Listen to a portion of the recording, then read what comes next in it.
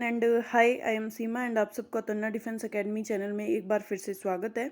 And I hope आप सब लोग बहुत अच्छे होंगे। और आज हम फिर से आर्मी क्लर्क का जो है वो आपका टेस्ट पेपर करेंगे, जो आपके लिए बहुत बेनिफिशियल होने वाले हैं। तो हमारे जो पीछे के टेस्ट पेपर हैं वो भी सभी जो आपके कोई ना कोई एग्ज़ाम में आए हुए क्वेश्चंस जो हैं वही मैं आपको करवा रही हूँ। तो सभी क्वेश्चंस जो है वो आपके लिए इम्पोर्टेंट है। तो अभी क्लास में एंड तक बने रहो ताकि आपको जो है वो क्वेश्चंस का पता लगे कि किस टाइप के क्वेश्चंस जो है वो आपके आएंगे। ठीक है, तो देखिए हमारा question number first, as usual हमारा फर्स्ट सेक्शन है जीके। तो भारतवर्ष में संयुक्त राष्ट्र का सदस्य बना। तो भारतवर्ष में संयुक्त राष्ट्र का सदस्य बना 1945, 1960 में, 1947 या 1959 में। तो भारतवर्ष में 1945 में जो है वो संयुक्त राष्ट्र का सदस्य बना। तो ऑप्शन नंबर ए आपका करेक्ट आंसर हो जाएगा। ठीक है, अब देखिए question number second. Question number second है आपका, अलाउद्दीन खिलजी की सेना का सेना अध्यक्ष उसके दक्कन युद्ध अभियानों के समय कौन था? नुसरत खान, एनुक मुल्क मुल्तानी, मलिक काफूर या उलुग खान। तो बताइए कौन था अलाउद्दीन खिलजी की सेना का सेनाध्यक्ष उसके दक्कन युद्ध अभियानों के समय कौन था? वो था मलिक कपूर। कौन था? Malik Kapoor. Option number third आपका करेक्ट आंसर हो जाएगा। अब देखिए question number four. Question number four है, चंगेज खान ने ब्रैकेट की स्थापना की मोगल साम्राज्य की, मंगोल साम्राज्य की, लोदी वंश की या मुगल साम्राज्य की? तो चंगेज खान ने आपके मंगोल साम्राज्य की स्थापना की। ऑप्शन नंबर टू आपका करेक्ट आंसर हो जाएगा। अब देखिए क्वेश्चन नंबर फोर है आपका, शून्यकाल क्या है? शून्यकाल जो है वो 1 AM है, निद्रा के बाद उठने का समय है, निद्रा का समय है या संसद में प्रश्नकाल के ठीक बाद का समय है? तो शून्यकाल जो है वो संसद में प्रश्नकाल के ठीक बाद का समय। ऑप्शन नंबर फोर आपका करेक्ट आंसर हो जाएगा। अब देखिए क्वेश्चन नंबर फाइव, भारत का राष्ट्रीय फूल क्या है? गुलाब, सूरजमुखी, गेंदा और कमल। ये तो सभी को पता होगा कि भारत का जो राष्ट्रीय फूल है वो है कमल। ऑप्शन नंबर फोर आपका करेक्ट आंसर हो जाएगा।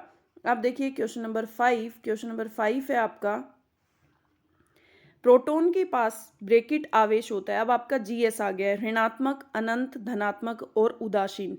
तो प्रोटॉन के पास जो है वो धनात्मक आवेश होता है। कौन सा आवेश होता है? धनात्मक। ऑप्शन नंबर थर्ड आपका करेक्ट आंसर हो जाएगा।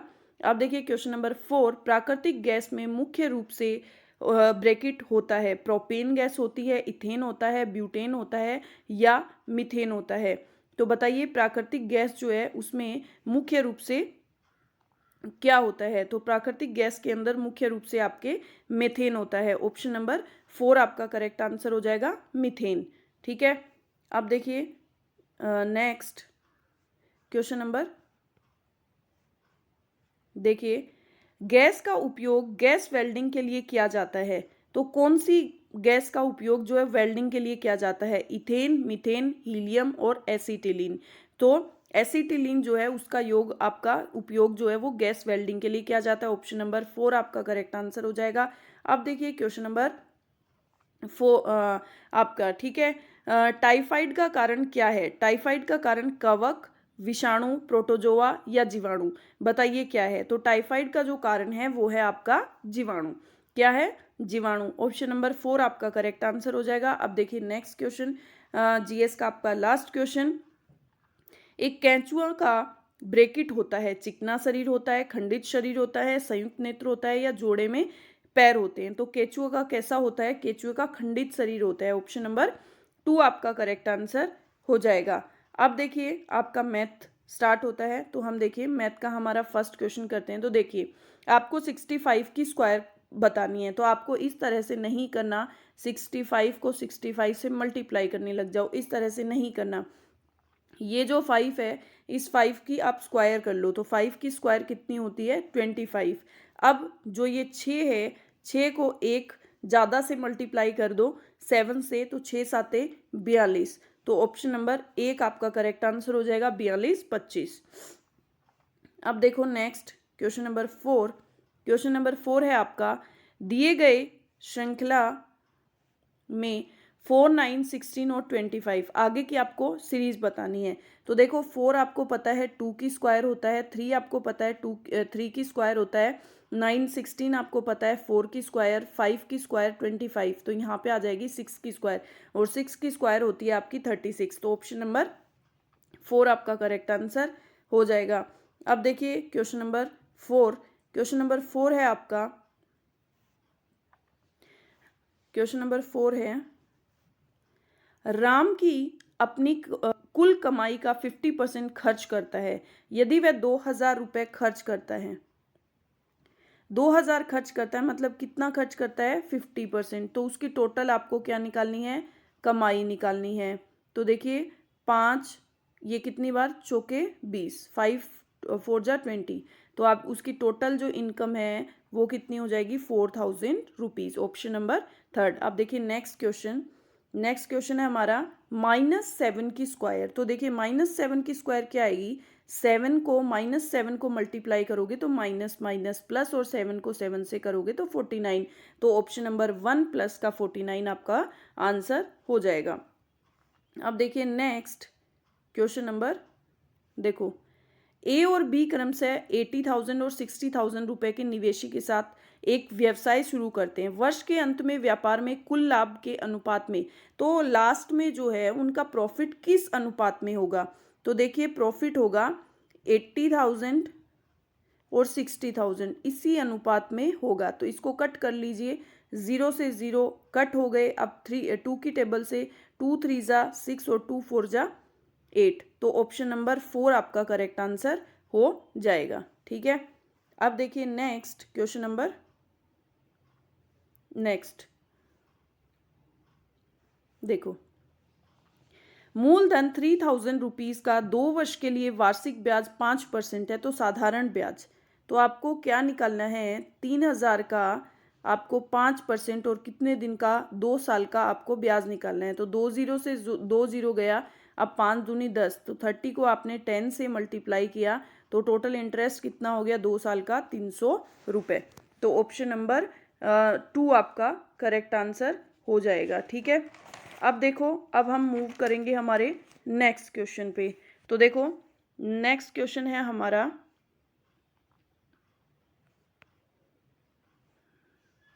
देखो नेक्स्ट क्वेश्चन है हमारा, 1 मीटर तार से बने वृत्त का क्षेत्रफल। तो देखो 1 मीटर तार से बने मतलब ये जो है आपका 1 मीटर पूरा तार है, मतलब ये क्या हो गई, वृत्त की परिधि हो गई। ठीक है, क्या हो गई, ये वृत्त की परिधि। तो वृत्त की परिधि आपकी क्या है, 1 मीटर, और 1 मीटर में कितने सेंटीमीटर होते हैं, 1 मीटर में 100 सेंटीमीटर होते हैं।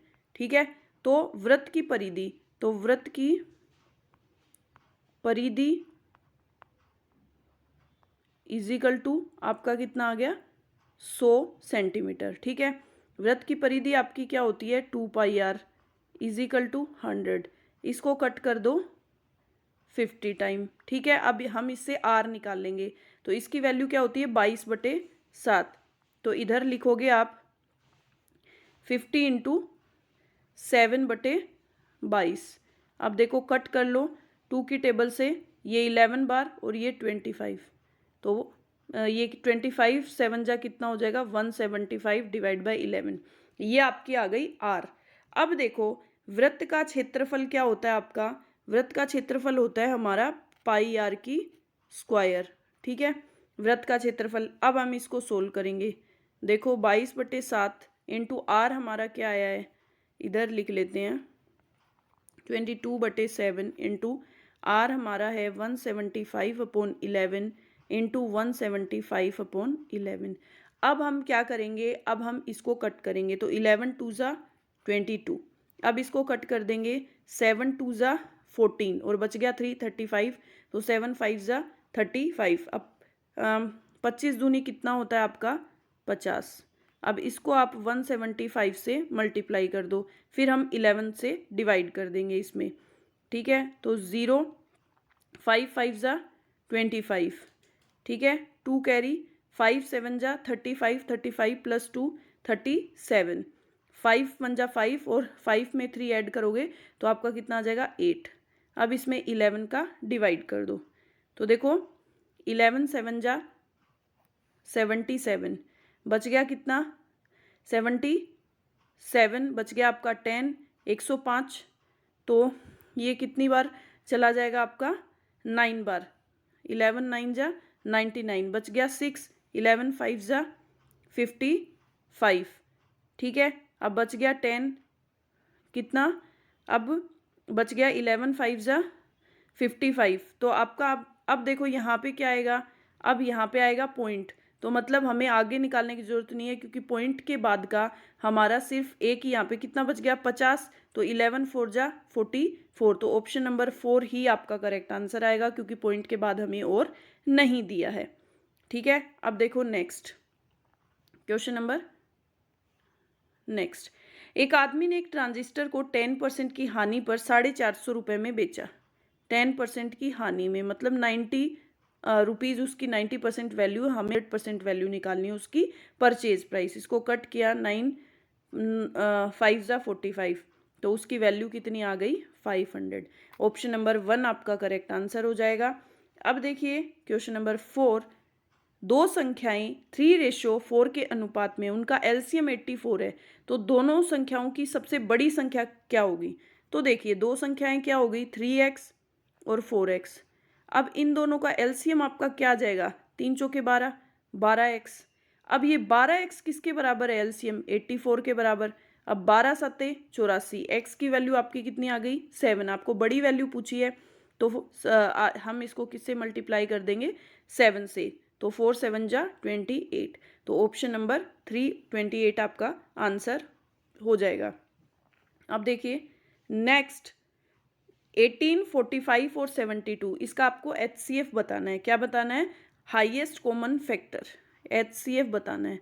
तो देखो तीनों ये किससे कट रहे हैं, तीनों 9 की टेबल से कट रहा है, किससे 9 की टेबल से, तो HCF में हम लिख से लेते हैं, फर्स्ट हमारा 9 आ जाएगा, तीनों में कॉमन है, 9 दूनी 18, 9 5 45, और ये कट रहा है क्या 9 से, सॉरी 72 है या 72, तो ये 8 टाइम। अब तीनों में कोई भी कट नहीं हो रहा है, तो ऑप्शन नंबर 2 आपका 9 ही HCF हो जाएगा, ठीक है। ठीक है, अब हम हमारे बढ़ते हैं कंप्यूटर की तरफ। देखो किस तरह की मेमोरी स्थिर और नॉन वोलेटाइल दोनों तरह की होती है, बायोस, कैश, रैम और रोम। बताइए किस तरह की मेमोरी जो है वो स्थिर और नॉन वोलेटाइल दोनों तरह की होती है, तो वो होती है आपकी रोम। कौन सी मेमोरी होती है, रोम। अब देखिए next question, question number 4, computer के प्रोसेसर की गति को मापा जाता है बोर्ड में, हर्ट्ज में, बीपीएस में या एमआईपीएस में। बताइए किस में मापा जाता है, तो कंप्यूटर के प्रोसेस की जो स्पीड है उसको हर्ट्ज में मापा जाता है। ऑप्शन नंबर 2 आपका करेक्ट आंसर हो जाएगा। अब देखिए क्वेश्चन नंबर 4, पूरे इंटरनेट में लिंक का संग्रह एक इंटरकनेक्टेड नेटवर्क बनाता है और इसे क्या कहते हैं। तो पूरा जो है इंटरकनेक्टेड नेटवर्क बनाता है उसको क्या कहते हैं, वर्ल्ड वाइड वेब कहते हैं, लोकल वेब कहते हैं, वाइड कनेक्शन कहते हैं या वायरलेस कोड कहते हैं, तो उसको कहते हैं आपके world wide web. Option number A आपका करेक्ट आंसर हो जाएगा। अब देखिए क्वेश्चन नंबर नेक्स्ट, किसी स्टोरेज, कंप्यूटर का आपका नेक्स्ट क्वेश्चन देखिए, इसको थोड़ा स्मॉल कर लेते हैं। किसी स्टोरेज डिवाइस में इंफॉर्मेशन के प्रत्येक भाग को रीड और राइट करने की क्षमता बिना समय अवधि के प्रवाह के लगभग समान ब्रैकेट होती है। सिक्वेंशियल एक्सेस होती है, रैंडम एक्सेस होती है, रोस्टर स्कैन होती है या सर्च होती है। बताइए कौन सी होती है, तो वो जो है वो होती है आपकी रैंडम एक्सेस। कौन सी होती है, रैंडम एक्सेस, ऑप्शन नंबर 2। अब देखिए नेक्स्ट क्वेश्चन नंबर आपका कंप्यूटर का लास्ट क्वेश्चन, MICR का पूर्ण रूप है मैग्नेटिक इंक कैसेस रीडर, इनमें से कोई नहीं, magnetic ink code reader, magnetic ink character recognition. बताइए तो MICR का जो पूर्ण नाम है वो है magnetic ink character recognition. Option number 4 आपका करेक्ट आंसर हो जाएगा। अब देखिए हमारा ये तो हो गया। अब हम हमारा सबसे ज़्यादा स्कोरिंग पार्ट जो है वो हम इंग्लिश का, जो बहुत ही हमें ध्यान से पढ़ना है क्योंकि सबसे ज़्यादा स्कोरिंग 25 क्वेश्चंस ओनली इंग्लिश के आते हैं। तो अब हम उसको बहुत ही केयरफुली पढ़ने वाले हैं। तो हमारा एज यूजुअल फर्स्ट है हमारा पैराग्राफ, तो हम इसको केयरफुली पढ़ते हैं। देखिए, the kitchen garden today is driven by both aesthetics and necessities. Kitchen garden, जो किचन गार्डन है, जो किचन का जो बगीचा है, गार्डन, आजकल क्या है किचन में गार्डन, तो उसके किचन के अंदर बगीचा होता है, तो उसका बहुत ज़्यादा ट्रेंड है, तो उसके ऊपर ही ये पैराग्राफ है। तो किचन में, रसोई में garden today is driven by both aesthetics and necessity. वो जो आजकल रसोई में जो गार्डन है, जो बगीचा है, टुडे इज ड्राइवन चलाया जाता है बाय बोथ, सौंदर्य के लिए और आवश्यकता दोनों के लिए आजकल क्या है चलाया जाता है, मतलब जो है वो गार्डन बनाया जाता है सौंदर्य, सुंदरता के लिए और आवश्यकता के लिए। A great variety of vegetables are combined with herbs, annual and perennial flowers and fruit trees in creative way. एक ग्रेट वेराइटी ऑफ मतलब बहुत सारी तरह की अलग अलग प्रकार की जो वेजिटेबल सब्जियां हैं, आर कंबाइंड, उनको कंबाइंड एक साथ किया जाता है विद हर्ब्स। किसके साथ? हर्ब्स मतलब जड़ी बूटियों के साथ, जड़ी बूटियों को। एनुअल मतलब वार्षिक, और पेरेनियल फ्लावर्स मतलब बारहमासी, बारहमासी जो फ्लावर हैं, एंड फ्रूट्स हैं, ट्रीज इन क्रिएटिव वेज, फल और फूल जो है वो पेड़ों में इन क्रिएटिव वेज में, मतलब नए नए तरीके से लगाए जाते हैं। ठीक है। The concept of kitchen garden dates back to several thousand years. जो कंसेप्ट है, जो तरीका है, जो रसोई में बगीचे का, dates back to several thousand, मतलब मतलब जो सेवरल बहुत सारे जो साल हैं, सेवरल थाउजेंड्स हजारों साल पुराना जो है ये तरीका है, ये कोई नया तरीका नहीं है। बाय 2700 BC, मतलब 2700 ईस्वी पूर्व, the Egyptians has had a recorded history of growing over 500 herbs which were used as drugs to cure illness।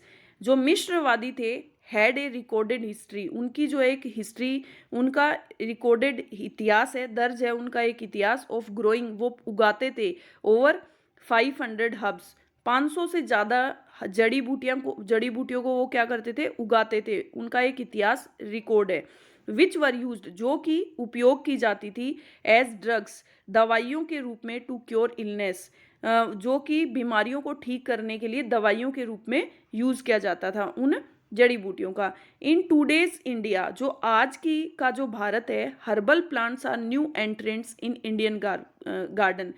India के अंदर जो है वो जड़ी बूटियाँ, जो हर्बल प्लांट्स हैं, जो जड़ी बूटियों के जो पौधे हैं, वो नई एंट्री है, इंडियन जो भारतीय जो बगीचे हैं उसके अंदर नई एंट्री, नई प्रवेशी है। As in cities people mostly reside in high rise apartment. As in cities people, जो शहरों में जो लोग रहते हैं, मोस्टली वो क्या है, ऊंची सोसाइटीज़ में, ऊंची हाई प्रवृत्ति की जो अपार्टमेंट्स हैं उनके अंदर रहते हैं। किचन गार्डन्स, वो मोस्टली जो किचन गार्डन है, रसोई के गार्डन है, ऑन रूफ, छत पे और टेरिस, अपनी छतों पे, are coming up where put pot culture is the current trend. जो कि अपनी छतों पे, जो छतों के अंदर, छतों पे टेरेसेस पे आर कमिंग, आ रहे हैं, वेयर पोर्ट, वहाँ पे जो है पोर्ट का कल्चर, पोर्ट मतलब आजकल जो पोर्ट में के अंदर जो पौधे उगाए जाते हैं ना, अलग अलग टाइप के आजकल गमले, जिनको बोलते हैं गमले, तो आजकल अलग अलग टाइप के जो है फ्लावर पोट बहुत सारे आ गए हैं, जहाँ पे पोर्ट कल्चर इज करंट में, अभी प्रेजेंट के अंदर करंट में वहाँ पे कौन सा ट्रेंड है? पोर्ट का कल्चर है। ठीक है। तो अलग अलग इसलिए क्या है, ये किचन गार्डन का जो ट्रेंड है वो बढ़ रहा है, क्योंकि लोग क्या है सिटीज़ में रहने लगे हैं और ऊंची ऊंची सोसाइटीज़ में रहते हैं। Today herbs in the kitchen garden are appreciated for their beauty and their use in health care. आज जो हर्ब्स, जड़ी बूटियां हैं, इन बगीचे, इन रसोई बगीचे में आर एप्रिशिएटेड, उनको एप्रिशिएट किया जाता है, उनकी प्रशंसा की जाती है फॉर देयर, उनकी ब्यूटी, सुंदरता के लिए, and their use in health care, और वो क्या है देखभाल में भी उनका यूज किया जाता है, तो उस चीज के लिए उनको उनकी प्रशंसा की जाती है। Chefs use herbs to liven their dishes, कि जो शेफ हैं, जो खाना बनाने वाले, वो जड़ी बूटियों का उपयोग करते हैं टू लीवन, जीने के लिए, देयर डिशेज, अपनी डिशेज में, जो वो खाने के लिए जो डिशेज बनाते हैं, तो जीने के लिए जो हर्ब्स जड़ी बूटियां हैं उनका यूज करते हैं। सो इसलिए herbs in the Indian kitchen garden are coexisting with annual and perennial flower, इसलिए जड़ी बूटियां जो है इन भारतीय रसोई बगीचों में आर को एग्जिस्टिंग, वो विद्यमान हो गई है विद वार्षिक और बारहमासी फ्लावर्स के अंदर। ठीक है, अब देखो हम क्वेश्चंस देखेंगे कि हमें क्वेश्चंस कितने समझ में आते हैं। हमने जो ये है आपके किचन गार्डन के बारे में है पूरा। तो at present kitchen gardens are appreciated, कि प्रेजेंट में किचन गार्डन जो है वो एप्रिशिएट किया गया है। क्यों एप्रिशिएट किया गया? To supply the medicine to market, market के अंदर दवाइयों की सप्लाई की जाती है। For having competition and resting, competition किया जाता है और कंपटीशन करने के लिए। For their beauty and their use in health care, सुंदरता के लिए और हेल्थ और देखभाल के लिए, दोनों तरीके से ही उसका यूज किया जा सकता है, इसलिए किचन गार्डन को एप्रिशिएट किया जाता है। ठीक है, अब देखिए question number next, what are the new entrants in Indian garden, Indian garden के अंदर नई जो एंट्री है वो क्या है? फ्लावर बास्केट्स, फ्लावर की जो बास्केट है वो, herbal plants, pot culture, perennial flowers. तो उसमें जो नई एंट्री है वो क्या है? हर्बल प्लांट्स, जड़ी बूटियों के पौधे। अब देखिए question number next, the Egyptians had grown herbs that were, की जो मिश्रवादी हैं, जो मिश्री हब्स, वो जड़ी बूटी उगाते थे, दैट की were use for beautification for the of the, अपने देश की सुंदरता के लिए यूज करते थे। Used as drugs to cure illness, वो बीमारियों के लिए एक दवाई के रूप में यूज करते थे। या ऑप्शन नंबर 2 आपका करेक्ट आ जाएगा, use for religious purpose, use for insecurity and lawlessness। अब देखिए next question, in today time kitchen garden are aesthetics and need based, none of these, for hobby, for selling and profit. या kitchen garden जो है वो आज के time सौंदर्य के लिए और आवश्यकता दोनों के लिए ही होता है। What is the meaning of the term perennial, perennial जो टर्म है उसका मीनिंग क्या है? उसका हमने पढ़ा एवरलास्टिंग, मोर्टल, लास्टिंग या एंडिंग। तो पेरिनियल का मतलब है एवरलास्टिंग, जो हमेशा बारहमासी, जो हमेशा चलता है, तो एवर लास्टिंग। ठीक है, अब देखो हमारा नेक्स्ट हमारा क्वेश्चन क्या आएगा, इसमें भी आपको एक पैराग्राफ पढ़ना है और उस पैराग्राफ में से आपको क्वेश्चंस देने हैं। जरूरी नहीं है कि पैराग्राफ आपको बड़ा ही आए, छोटा पैराग्राफ आ जाएगा बट ट्रिकी आ जाएगा, तो आपको उसमें से भी क्वेश्चंस बनते हैं। तो देखो हम हमारा नेक्स्ट पैराग्राफ पढ़ते हैं। A king once fell ill, एक बार एक राजा जो बीमार हो गया, एंड डॉक्टर सेड, तो डॉक्टर्स ने कहा, that only a sudden fright would restore his health, कि केवल उनकी जो हेल्थ है वो रिकवर होगी, सही होगी। कैसे? सडन फ्रेट, अचानक उनको कोई मतलब ऐसे झटका लगेगा, कोई भय लगेगा, कोई डर लगेगा। फ्रेट का मतलब डर, उनको कोई झटका, कोई मतलब ऐसे शॉकिंग न्यूज़ मिलेगी, तो उससे क्या है उनकी हेल्थ जो है वापस रिकवर होगी, सही होगी। But the king was not a man for any one two play tricks on, लेकिन राजा जो है वॉज नॉट ए मैन, ऐसा आदमी नहीं था, फॉर एनी वन, कि कोई उसके साथ गेम खेले, मतलब ट्रिक से काम ले, ऑन एक्सेप्ट हिज फूल, केवल मूर्ख ही, मतलब जो फूल व्यक्ति जो है उसको छोड़कर कोई भी उसके साथ ट्रिक्स जो है वो यूज नहीं कर सकता था, नहीं खेल सकता था। वन डे, एक दिन, when the fool was within his boat, एक दिन जो राजा था उसके साथ विद हिम मतलब राजा, उसके साथ एक फूल व्यक्ति बोट में, नाव में बैठा था। The fool cleverly pushed the king into the water. जो मूर्ख आदमी था उसने चतुराई से पुश किया, उसको धक्का दिया किंग राजा को इनटू द वाटर, पानी में। But he was rescued and put to bed. मतलब ही वॉज रेस्क्यू, उसको मतलब लेकिन वो बच गया, एंड पुट टू बेड, और बेड पे आ गया। द फ्रेट मतलब वो डरा मतलब डर गया, शोक लग गया उसको। द बाथ नहाया, and bed rest cure the diseased king.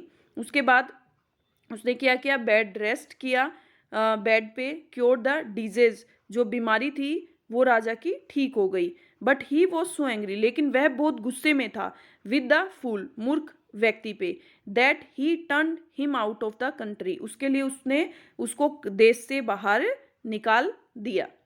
ठीक है, तो ये एक राजा की और एक मूर्ख व्यक्ति की कहानी थी। तो देखिए अब हम इसके क्वेश्चंस करते हैं। तो हमारे क्वेश्चंस कैसे हैं, देखिए। Who played the trick on the king, राजा के साथ ट्रिक जो है वो किसने खेली, सोल्जर ने, बोटमैन ने, द फूल ने, और द डॉक्टर ने। किसने, तो द फूल, मूर्ख व्यक्ति ने राजा के साथ क्या खेली, ट्रिक खेली। अब देखिए, when the fool pushed the king, when the fool pushed the king into the water, जब मूर्ख व्यक्ति ने राजा को पानी के अंदर पुश किया तो देवर, वो कहाँ थे, एक गार्डन में, एक बगीचे में थे, एक बेड पे थे, एक बोट में थे, या द पैलेस में थे। तो वो क्या थे, एक नाव के अंदर थे। ऑप्शन नंबर 3 आपका करेक्ट आंसर हो जाएगा।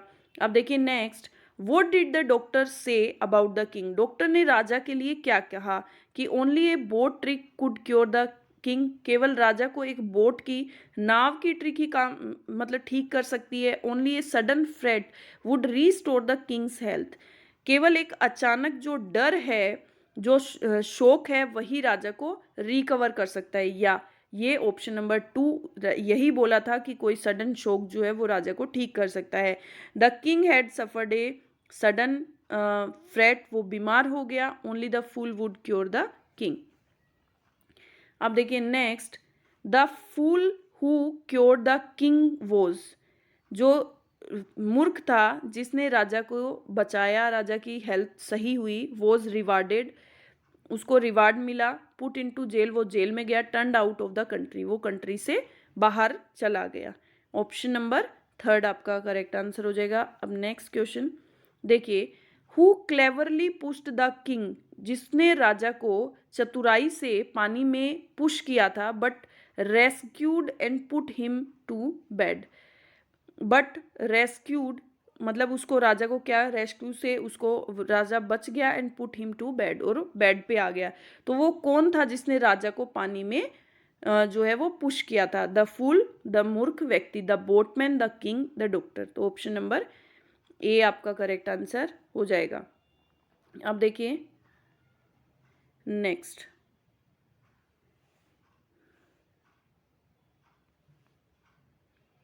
देखो, fill in the blanks using the correct article. अब आपको करेक्ट आर्टिकल का यूज करके इसमें फिल करना है। I often suffer from bracket bracket, the, a, an, और कि आई ऑफन, कि आई मैं शायद जो है वो सफ़र फ्रॉम मतलब बैक पेन, बैकेट का मतलब होता है बैक पेन, बैक पेन से ग्रसित हूँ। तो द, ए, तो यहाँ पे जो है आपका नो आर्टिकल आएगा, क्योंकि बैकेक किसी प्रकार का जो पेन होता है वो आपका अनकाउंटेबल नाउन होता है, तो उसके साथ कोई भी आपका आर्टिकल नहीं आता है, इसलिए ऑप्शन नंबर ए आपका करेक्ट आंसर हो जाएगा। अब देखिए next, fill in the blanks, इसमें भी आपके आर्टिकल फिल करना है।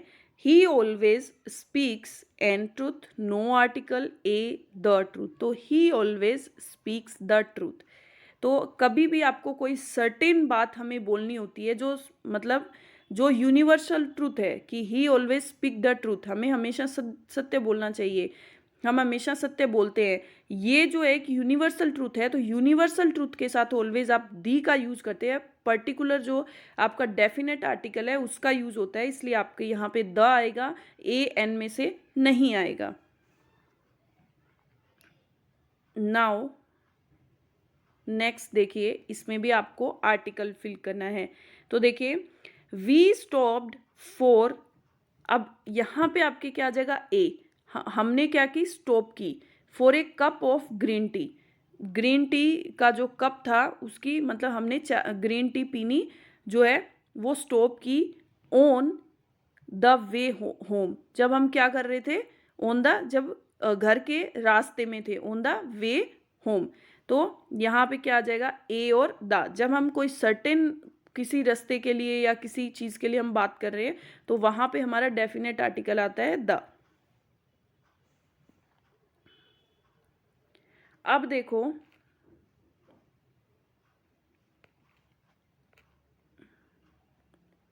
हमारा ये समझ में नहीं आएगा, हम एक बार इसको कर लेते हैं, उसके बाद हम चेक कर लेंगे कि नीचे हमारा आंसर है या इन्हीं में से है।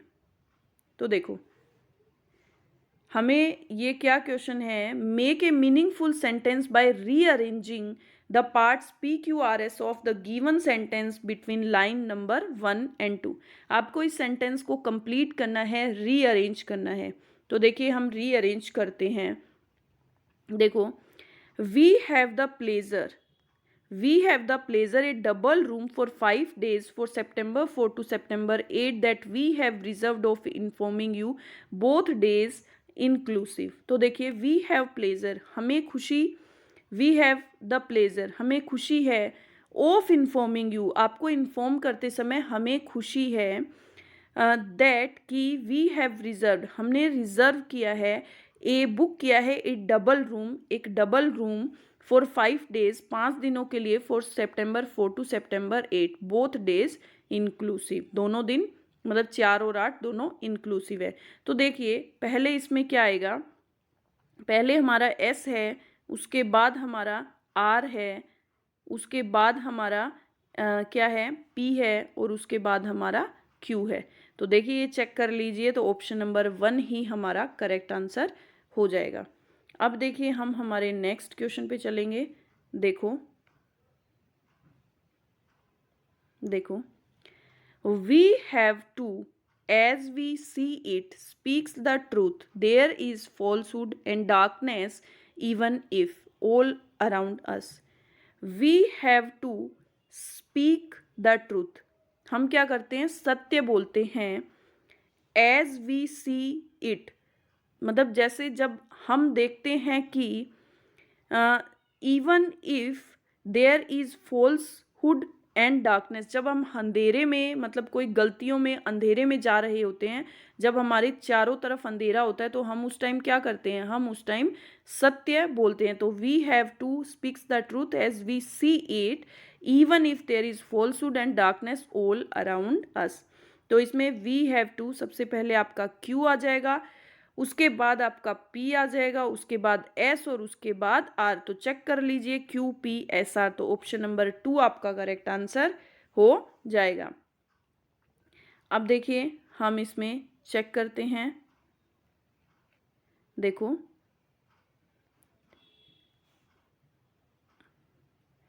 The recently open Hauz Khas village park बालूची, की रिसेंटली ओपन किया है Hauz Khas village park Baluchi at the deer park, जो कहाँ पे है, डियर पार्क में है। Has taken the capital governments and hospitality industry by storm. ठीक है, तो इसके अंदर क्या आएगा, PQRS। तो ऑप्शन नंबर, देखिए, PQRS, तो ऑप्शन नंबर 3 आपका करेक्ट आंसर हो जाएगा। अब देखो, हम नेक्स्ट क्वेश्चन पे चलते हैं, जो कि है हमारी एरर की। देखो, अब हम चेक करेंगे कि हमारी एरर क्या है, कौन से पार्ट में एरर है। तो देखिए, there is no denying that he enjoys to listen to the radio. तो there is no denying that he enjoys to listen, तो यहाँ पे to listen to the radio, तो इसकी जगह आपका क्या आएगा, लिसनिंग। क्या आएगा, लिसनिंग। यहाँ पे to listen to the radio नहीं आएगा, he enjoys listen the radio, तो यहाँ पे आप क्या आएगा, लिसनिंग। क्या आएगा, लिसनिंग। ठीक है, क्योंकि यहाँ पे ही इंजॉयज, तो इसके बाद आपको टू लिसन टू इस तरह से ये सेंटेंस नहीं होगा, यहाँ पे होगा आपका लिसनिंग। ठीक है, तो ये किस में मिस्टेक हो गई, ऑप्शन नंबर थर्ड जो है इसमें आपके मिस्टेक हो गई। अब देखिए नेक्स्ट में हमारे क्या मिस्टेक है, देखो, the teacher advise to the student to borrow a book from the library within 3 days। तो टीचर एडवाइज्ड, ये आपका इनडायरेक्ट स्पीच का क्वेश्चन, आपको डायरेक्ट स्पीच में बनाना है। तो देखिए द टीचर एडवाइज्ड, टीचर ने क्या किया, एडवाइज किया, तो यहाँ पे टू द स्टूडेंट नहीं आएगा, यहाँ पे ओनली आएगा the teacher advised the student. तो यहाँ पे ऑप्शन नंबर जो है आपका द टीचर एडवाइज्ड, तो ऑप्शन नंबर 4 में आपकी मिस्टेक हो गई, यहाँ पे 2 रिमूव हो जाएगा, 2 को हटा देंगे। अब देखिए next question number 4, Mr Anand is planning to settle in Delhi as soon as he will retire in August next year. तो देखिए Mr Anand is planning to settle, Delhi में जो है वो सेटल होने की प्लानिंग कर रहे हैं, as soon as he will retire, वो अगस्त के नेक्स्ट ईयर में रिटायर होंगे। तो जब भी आपका सेंटेंस फ्यूचर में है और जब 2 सेंटेंस है आपके और कंडीशनल सेंटेंस है, जब भी आपका कोई भी कंडीशनल सेंटेंस है और उसमें आपका फ्यूचर का कंफर्मेशन है कि वो काम होगा ही होगा, तो वहाँ पे आप फ्यूचर टेंस का यूज़ नहीं करेंगे, वहाँ पे आपके प्रेजेंट का यूज़ होगा। तो यहाँ पे आपके ही विल रिटायर नहीं होगा, यहाँ पे ही रिटायर्स होगा। तो ऑप्शन नंबर 3 में ही रिटायर्स होगा, यहाँ पे आपके जो है ठीक है, एस लग जाएगा आपके ऑप्शन नंबर 3 में। ठीक है, यहाँ पे विल नहीं आएगा, ही रिटायर्स आएगा। अब देखो next, fill in the blanks with the correct word from the given option. अब आपको क्या करना है, fill in the blanks fill करना है। तो he is working hard in order to about of 4, कि ही इज वर्किंग हार्ड, वह बहुत मेहनत कर रहा है, in order to pass the examination को पास करने के लिए। जब भी कोई आपके एम की बात आ रही है कि हाँ हमें ये गोल अचीव करना है, तो वहाँ पे टू का यूज आपका होता है। अब देखो फिल इन द ब्लैंक्स, इसमें भी आपको करेक्ट परिपोजिशन, करेक्ट जो वर्ड भरना है। Neither, note, NOR, either. Neither road is safe, road जो है वो सेफ नहीं है। जब कोई सर्टेनिटी की बात आती है कि हाँ ये चीज़ सर्टेन है या ये चीज़ ऐसे ही होती है, तो हम नाइदर नोर का यूज़ करते हैं। यदि कोई चीज़ सर्टेन नहीं है तो हम आइदर और का यूज़ करते हैं। ये बात एकदम सही है, तो इसलिए यहाँ पे नाइदर का यूज़ किया है। Your father use to be the principal of this college. तो आपको इसका क्या बनाना है, क्वेश्चन टैग बनाना है कि आपके फादर क्या है, use to be the principal of, इस कॉलेज के प्रिंसिपल। तो यहाँ पे देखो यूज टू, तो ये आपका क्या है, पास्ट टेंस है, तो आप पास्ट टेंस में ही बनाओगे, तो डिडंट ही। तो ऑप्शन नंबर 3 जो है इसका क्वेश्चन टैग क्या हो जाएगा, नेगेटिव होता है हमेशा, डिडंट ही, नहीं वह नहीं है। अब देखिए आपको क्या बताना है इसमें, direction, choose the synonym of the given word. Abundant, abundant का मतलब होता है आपका प्रचुर मात्रा में, क्या होता है, प्रचुर मात्रा में।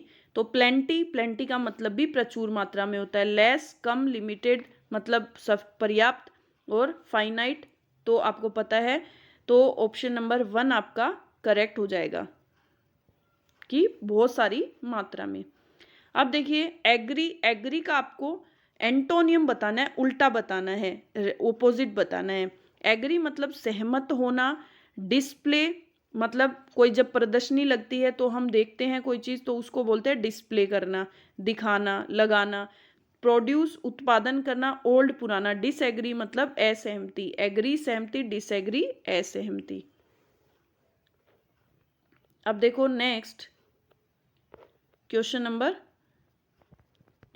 लास्ट है आपका इसका इंग्लिश का क्वेश्चन। देखिए ओवरस्टंग, आपको इसका एंटोनियम बताना है। ओवरस्टंग का मतलब होता है कि एक्सट्रीमली नर्वस, आप कोई एक्सट्रीमली नर्वस हो, टेंस्ड हो, तो उसको बोलते हैं। तो देखो एंथाजूजिएस्ट का मतलब होता है कि मतलब आप में उत्साह, एक्साइटेड होना, उत्साहित होना। काम मतलब शांति। क्या काम मतलब शांति कि आप नर्वसनेस नहीं शो करते हैं, मतलब अच्छा मतलब शो करते हैं, शांति रखते हैं, पीसफुल। चीयरफुल मतलब खुश। तो ऑप्शन नंबर थर्ड इसका उल्टा हो जाएगा। ओवरस्टंग मतलब बहुत ज़्यादा नर्वसनेस और काम मतलब शांति। तो ऑप्शन नंबर 3 इसका करेक्ट आंसर हो जाएगा। तो आपके पूरे 50 क्वेश्चन आज के कंप्लीट हो गए हैं। हम नेक्स्ट सीरीज के साथ मिलेंगे, आपको बहुत अच्छा टेस्ट पेपर के साथ। आप बताइएगा कि आपको किस सेक्शन में प्रॉब्लम है और आपके कितने क्वेश्चन राइट हुए हैं, कितने रॉन्ग हुए हैं। बाय।